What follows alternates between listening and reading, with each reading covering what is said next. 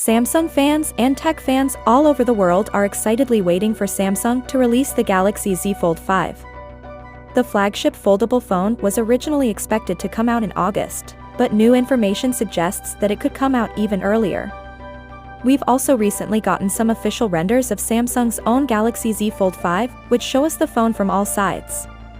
These renders come from leaks in collaboration with SmartPrex, which means this is probably as close as we'll get to seeing the Galaxy Z Fold 5 before Samsung announces it.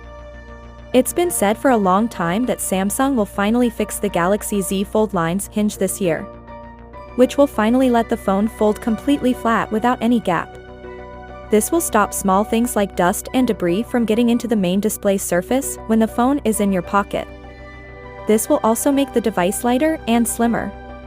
When folded, the new folding device is only 13.4mm thick, which is less than the Galaxy Z Fold 4, which was between 14.2 and 15.8mm thick because of the hinge gap. Samsung will use the new opening style that looks like a droplet. Overall, the Galaxy Z Fold 5 is expected to have the same 6.2-inch outside screen and 7.6-inch inside screen. However, the bezels may get smaller all around to make the display look more seamless, and both the inside and outside screens will have a 120Hz rotation rate.